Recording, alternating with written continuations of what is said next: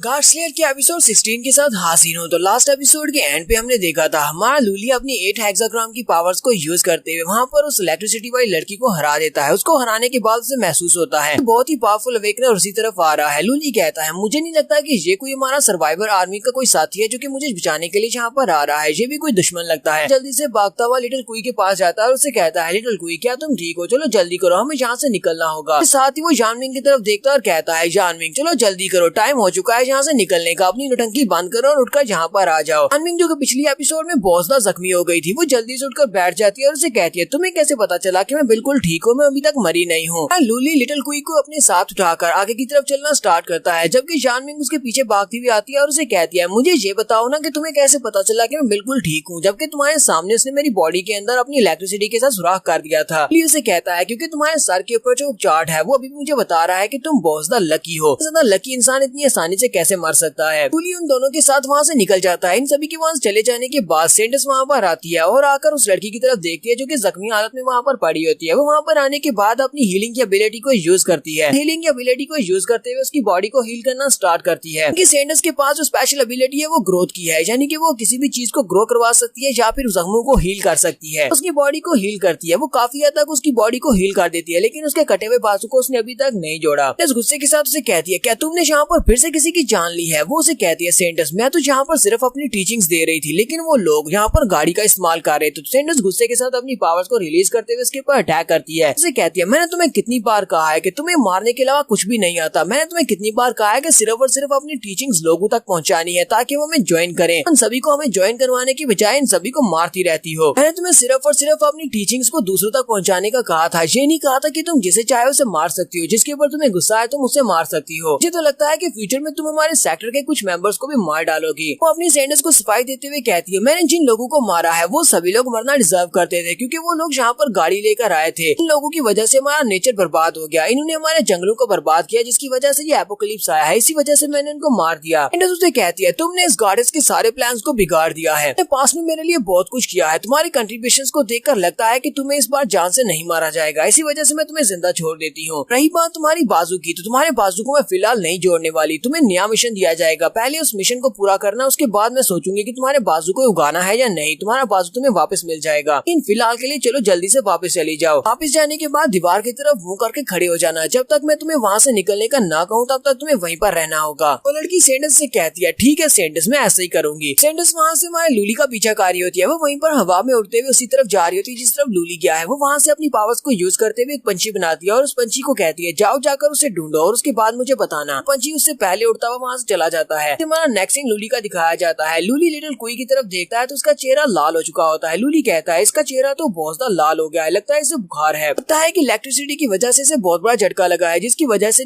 इसका इन्फेक्शन बढ़ता जा रहा है। लूली कहता है इसकी हालत तो पहले से बिगड़ती जा रही है, अब हम लोग क्या करें? हमारे पास तो कोई भी मेडिसिन नहीं है और ना ही यहाँ पर कोई हॉस्पिटल है ना ही कोई डॉक्टर है। हम इसको कैसे रिकवर करवा सकते हैं? जानविंग उसे कहती है तो अब तुम्हें आगे क्या करना है? क्या तुम्हारे पास कोई प्लान है? हम लोग आगे क्या करेंगे? इस लड़की को कैसे बचाएंगे और कहाँ पर जाएंगे? लूली उसे कहता है हमें सर्वाइवर आर्मी वालों को ढूंढना होगा, उनके पास बहुत सारी मेडिसिन है, वो लोग इसका ख्याल रख सकते हैं। एक बार हम लोगों ने सर्वाइवर आर्मी के लोगों को ढूंढ लिया तो वो लोग इसका ख्याल रखेंगे और इसका इलाज भी करेंगे। यहीं पर रात के वक्त वो चट्टानों के दरमियान बैठकर पर आग जला लेते हैं और वहीं पर आग के किनारे बैठे होते हैं। लूली ने लिटिल कुई को अपने साथ ही बिठाया होता है, वो उसके पास ही होती है। लूली उसे कहता है लिटिल कुई तुम यहाँ पर आराम करो, तुम्हें रेस्ट की बहुत ज्यादा जरूरत है। लिटिल कुई उसे कहती है ब्रदर मेरी मॉम ने मुझे एक बार बताया था। मेरी मॉम कहती है कि मेरे ब्रेन में एक ट्यूमर है जो कभी भी ठीक नहीं हो सकता, मेरे बचने की कोई उम्मीद नहीं है क्योंकि अब इस दुनिया में ट्यूमर का कोई भी इलाज नहीं बचा। लूली उसे कहता है तुम्हें इस बारे में ज्यादा सोचने की जरूरत नहीं है, कल मैं तुम्हें अपने साथ लेकर यहाँ से जाऊंगा। कल हम लोग सर्वाइवर आर्मी वालों को ढूंढेंगे। एक बार हमें सर्वाइवर आर्मी के लोग मिल गए के बाद हम तुम्हें बचा सकते हैं, वो लोग तुम्हारा इलाज कर देंगे। लिटिल कुई उसे कहती है ठीक है ब्रदर। फिर साथ ही वो उसे कहती है लेकिन ब्रदर लूली तुम इतनी ज्यादा अच्छी कैसी हो गई? तुम तो पहले से बहुत ज्यादा स्ट्रॉन्ग हो चुके हो, पहले तो तुम बिल्कुल एक नॉर्मल इंसान थे। फिर उसे कहता है ये तो बस किस्मत की बात है, अचानक से मैं एक अवेकनर बन गया। ये बिल्कुल एक सपने की तरह लगता है कि मैं एक अवेकनर बन चुका हूँ, लेकिन फिर भी मैं अंकल ली को नहीं बचा पाया। जैसे वो अंकल ली का नाम लेता है लिटिल कुई और भी ज्यादा रोना शुरू कर देती है। वो लिटिल कुई से कहता है ठीक है लिटिल कुई अगर तुम यहाँ पर रोना चाहती हो तो तुम रो सकती हो, मैं भी अपने अंकल ली को बहुत ज्यादा मिस करता हूँ। वो तुम्हारे डैड थे, हमेशा तुम्हारे बारे में बात करते थे। पर रोने के बाद जब तुम अपना दिल हल्का कर लोगी तो बिल्कुल सब कुछ ठीक हो जाएगा। इंडियंस का पंछी भी वहीं पर पेड़ के ऊपर आकर बैठा होता है। वो बैठा सामने उनकी तरफ देख रहा था और उनकी सारी बातों को नोट कर रहा था। वो बड़ी आराम से वहाँ पर पेड़ के ऊपर बैठा होता है। उसी वक्त हमारी जानविंग पीछे से निकलती है और उस पंछी को पकड़ लेती है। वो पंछी भी चलाना शुरू कर देता है। भागती हुई हमारे लूली के पास आती है और उसे कहती है अब तुम्हें और ज्यादा रोने की जरूरत नहीं है, मैं एक पंछी को पकड़ कर लाई हूँ, हम लोग इसको पकाकर खाएंगे और अगर तुम चाहो तो तुम इस पंछी के साथ खेल भी सकती हो। पंछी को उसके सामने लाकर उसको झंझोड़ना शुरू करती है। वो लिटिल कुई से कहती है देखा तुमने इसे पंछी किस तरह चिल्ला रहा है, तुम इसके साथ इस तरह इसे हिला हिला कर खेल सकती हो। लूली उसे कहता है तुम्हें पता है ना कि दुनिया की तबाही के बाद कोई भी पंछी जिंदा नहीं बचे, ये सारे पंछी मर चुके हैं, तो फिर तुम इस पंछी को कहाँ से उठा लाई हो। जानविंग उसे कहती है क्या तुम्हें दिखाई नहीं दे रहा ये पंछी अभी तक जिंदा है, मैं इसे उस पेड़ के ऊपर से पकड़ कर लाई हूँ, ये वहाँ पर बड़े आराम से बैठा तुम दोनों की तरफ देख रहा था। लूली उसे कहता है जल्दी से इसको छोड़ दो, हम लगता है कि ये पंछी किसी ने यहाँ पर भेजा है, ये किसी की स्पेशल एबिलिटी हो सकती है। इसी वक्त वो पंछी कहता है तो मैंने तुम लोगों को ढूंढ लिया। जानविंग जल्दी से छोड़ देती है। वहाँ पर एक धमाका होता है और वो पंछी वहाँ पर से सेंटस में तब्दील हो जाता है। लूली कहता है ये तो बहुत ही बुरा हुआ, जहाँ पर कोई हमारे पर नजर रखता था, कोई शुरुआत से हमें ट्रैक कर रहा था, पता नहीं अब ये कौन होगा, ये काफी ज्यादा पावरफुल लगता है। ये कहता है शुरुआत से ही आज मेरी किस्मत बहुत ज्यादा बुरी थी, तो मतलब यह है कि अभी तक मेरी किस्मत दोबारा से चेंज नहीं हुई, रात को 12 बजे से पहले तो बिल्कुल भी चेंज नहीं होगी। सेंडस वहाँ पर उनके सामने अपीयर होने के बाद कहती है मैं इस ओरिजिन सेक्टर की सेंडस हूँ, नाम किंग क्यू है, मेरे पास जो स्पेशल पावर्स है वो हर किस्म की रिकवरी प्रोवाइड कर सकती है, मैं किसी को भी हील कर सकती हूँ, मैं किसी चीज को भी ग्रो कर सकती हूँ। जब वहाँ पर अपनी पावर्स को रिलीज करती है तो वहाँ पर बहुत सारे पेड़ पौधे उगते हैं। जानविंग जब उसे उसकी पावर्स को यूज करते हुए देखती है वो उसे कहती है ये तो बहुत ही अजीब सी बात है, उस लड़की ने जो कि तुम्हारे ओरिजिन सेक्टर की टीचिंग हमें दे रही थी उसने रूल नंबर 3 में बताया था कि तुम लोग फॉरेस्ट को रीग्रो नहीं करवा सकते, तो मतलब तो यह है कि इस रूल को फॉलो करते हुए तुम्हें बहुत बार मार देना चाहिए, अब तक तुम्हें मार देना चाहिए था, तुम यहाँ पर हीलिंग की एबिलिटी को यूज करते हुए बहुत सारे पेड़ों को रीग्रो करवा रही हो। सेंडस उनसे कहती है मेरे ग्रुप में सभी लोग इस तरह के नहीं है, सिर्फ वही एक लड़की है जो कि कुछ ज्यादा ही बिलीव करती है बात के ऊपर के नेचर को बचाया जा सकता है टेक्नोलॉजी को डिस्ट्रॉय करके। अगर तुम लोग यहाँ पर मुझसे वादा करोगे तुम लोग आज के बाद हमारी नेचर को डिस्ट्रॉय नहीं करोगे और इसको गंदा नहीं करोगे और किसी भी पेड़ को नहीं काटोगे, क्योंकि पेड़ तो यहाँ पर बचा ही नहीं है, इसका मतलब ये होगा कि तुम हमारे ओरिजिन सेक्टर के दोस्त हो, हम लोग तुम्हें नुकसान नहीं पहुँचाएंगे, इसके अलावा तुमने पास्ट में जो भी गुनाह किए हैं वो सभी के सभी माफ कर दिए जाएंगे। लूली से कहता है तो हम लोग यहाँ पर क्यों ना सीधे मुद्दे की बात पर आते हैं, मुझे ये बताओ कि तुम्हें मुझसे क्या चाहिए। टेंडस उसे कहती है मुझे तुम्हारे जैसे स्मार्ट लोग बहुत ज्यादा पसंद है जो कि सीधे मुद्दे की बात करते हैं। टेंडस डायरेक्टली उसे कहती है तो मुझे तुम्हारी एबिलिटी चाहिए, तुम्हारे पास एक स्पेशल पावर है जो तुम्हें अभी अभी मिली होगी, 8 ट्राइग्राम की पावर चाहिए, वो मुझे दे दो।